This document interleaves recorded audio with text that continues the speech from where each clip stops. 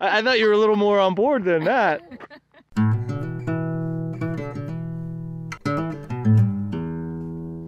Hi, honey. You like it down here? I do.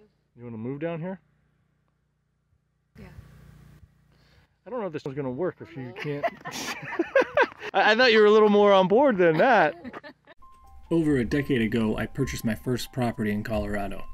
It provided gorgeous views at sunset and sunrise, but it wasn't a welcoming landscape for sustainability, especially being only 2.5 acres. After many great memories and many successful hunts, as well as building my first cabin, the time came to find a new property as many parties moved in who clearly did not share my respect for the landscape.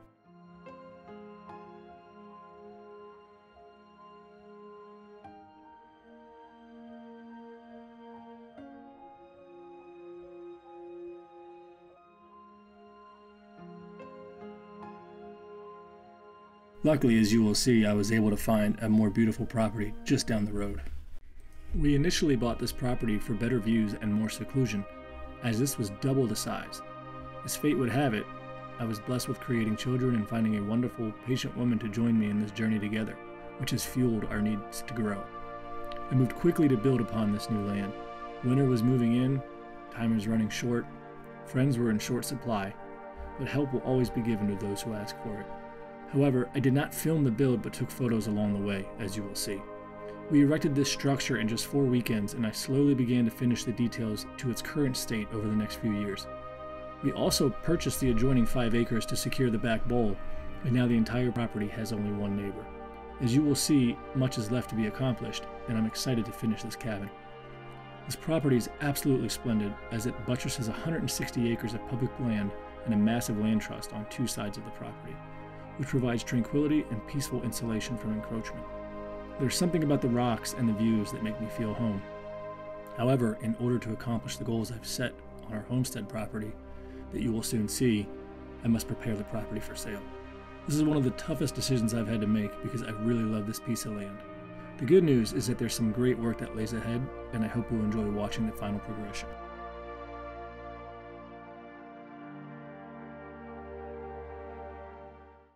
Here is where our story takes a 90-degree turn. We lived in the city, moved from a smaller house in a cute town to a bigger house in a cute community that we could afford, but unfortunately, we encountered many issues with crime and drug use, many of whom were dangerous or unwilling to seek assistance. It was too close to comfort for my young family, and we were ultimately helpless to effect any change, so I pushed to find new land. The 10 acres and cabin isn't ready to live in, and the logistics made it impossible. My wife and I spent over a year searching while I remodeled the house we bought in order to find just the right property to steal our family away from the throes of the crime-ridden city. It was somewhere around 50 properties later we discovered and secured our new 40-acre homestead. It almost didn't happen, but here's my favorite part of the story. We finally have hope. After the lingering effects of a changing society, we can finally breathe the fresh mountain air, a place of hope for my family to live healthy and happy. So here we are, making our way to outfit the new homestead to be as self-sustaining as possible. Many grand plans lay in wait as we make our way to permanent residency on our own terms. I think my favorite project will be building the treehouse because I will bring along my 8-year-old son who has been begging for a treehouse. I look forward to teaching him basic building techniques and skills that he can always fall back on. There are loads of projects in the works. We really hope you folks join us as we work towards our goals, making the life we've dreamed of for ourselves on our terms. Thank you for watching and stay tuned. You're going to love what we have planned next. You fairy? No.